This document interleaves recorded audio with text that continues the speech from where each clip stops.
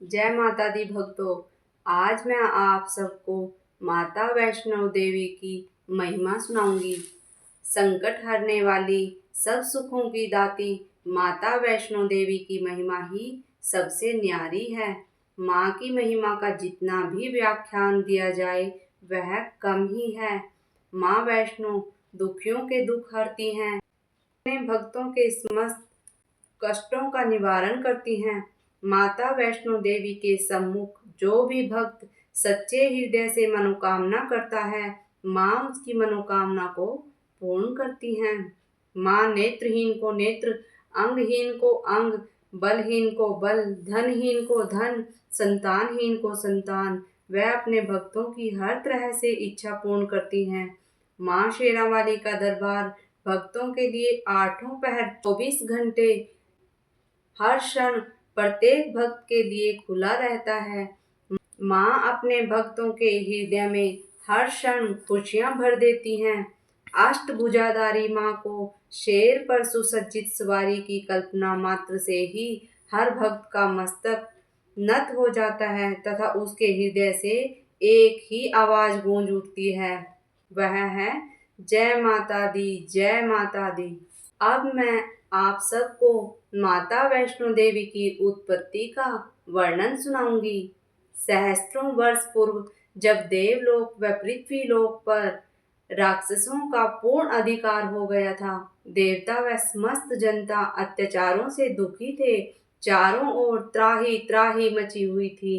राक्षस मांस मदिरा का सेवन करते फिरते थे, ऋषि मुनियों की तपस्या को भंग करते थे। समस्त भूलोक पर मानव का जीवन दुश्वार हो गया था।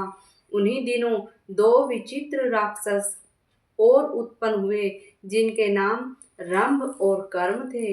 वे दोनों सगे भाई थे। उनमें कुछ राक्षस प्रवृत्ति कम थी। ये दोनों भाई तीनों लोकों में अपना राज्य स्थापित करना चाहते थे। राज्य स्थापित करने हेतु रंभ व कर्म दिन रात तपस्या में लीन रहने लगे। उनकी तपस्या को देखकर ब्रह्मा जी का सिंहासन भी डोलने लगा। राक्षस चाहे कितना ही सत्य कार्य वाला हो, वह अपनी राक्षस प्रवृत्ति को नहीं छोड़ सकता। यह विचार कर ब्रह्मा जी ने राजा इंद्र को रंभ और कर्म की तपस्या को भंग करने के लिए भेजा। राजा इंद्र एक ब्राह्मण का रूप धारण कर रंभ और कर्म के तपस्या स्थल पहुँचे। यहाँ उन्होंने चारों ओर मांस मदिरा भक्षण किए राक्षसों के समूह देखे। कई जगह तो राक्षस अपने तेज नाखूनों से मनुष्य को फाड़कर उनके रक्त को पी रहे थे। अचानक महाराज इंद्र ने सुना कि राक्षस लोग आज अत्यंत हर्षित हैं, क्योंकि कल रंभ और कर्म की तपस्या पूर्ण हो जाएगी तथा स्वयं ब्रह्मा जी को उन्हें वरदान देने के लिए आना पड़ेगा तथा रंभ व कर्म वरदान में तीनों लोकों का राज्य मांग लेंगे। हमारी जीत होगी। देवता जंगलों में छुपते फिरेंगे। मांस मदिरा की कोई कमी न रहेगी। यह सुनकर महाराजा इंद्र अत्यंत क्रोधित हो गए, जिससे समस्त संसार में ऐसा लगता था जैसे भयंकर भूचाल आ गया। नदियों के रास्ते बदल गए, अनेकों वृक्ष गिर गए व समस्त दिशाओं में त्राही त्राही मच गई। महाराज इंद्र रंभ व कर्म को देखकर आश्चर्यचकित हो गए। रंभ और कर्म इन सब से बेखबर अपनी तपस्या में लीन थे।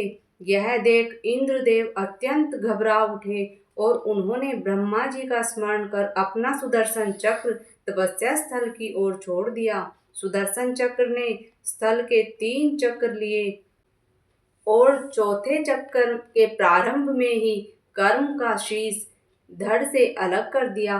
वह तपस्या स्थल पर हवन कुंड में जा गिरा। इंद्रदेव के अंतर्ध्यान होने से पूर्व मांस की सड़न से रंभ की तपस्या भंग हो गई तथा उसने अंतर्ध्यान होते हुए इंद्रदेव को भी देख लिया। रंभ राक्षस होते हुए भी शांत चित्त प्रवृत्ति का था, परंतु कर्म तो इसके ठीक विपरीत सिर्फ राक्षस प्रवृत्ति का था। रंभ अपने भाई कर्म की मृत्यु के अत्यंत दुखी हो उठा और उसने उसी यज्ञ कुंड में जान देने की ठान ली। अग्निदेव ने यह देखकर सोचा कि एक अनर्थ तो हो चुका है।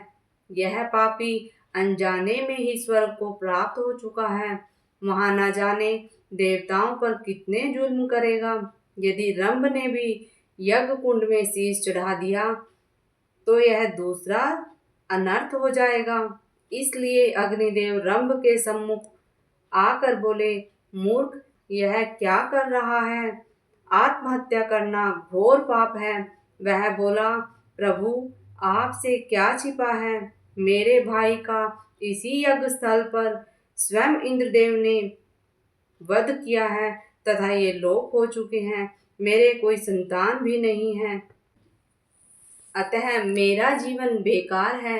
आप मेरे इस कष्ट का कोई निवारण बताओ। अग्निदेव बोले, तुम्हें आज से ठीक 9 माह पश्चात एक पुत्र की प्राप्ति होगी। इससे तुम्हारे इस दुख का निवारण हो जाएगा। अग्निदेव द्वारा पुत्र प्राप्ति के वरदान की सुन रंभ अपने भाई की मृत्यु के दुख को भूल गया। उसने इस यज्ञ की समाप्ति की घोषणा कर दी। इस प्रकार समस्त देवताओं ने इस संकट से मुक्त होते देख राहत की सांस ली। ठीक 9 माह के पश्चात अग्निदेव के वरदान के अनुसार रंभ को एक पुत्र की प्राप्ति हुई। उसने उसका नाम महिषासुर रखा। बोलो जय माता दी, जय माता दी।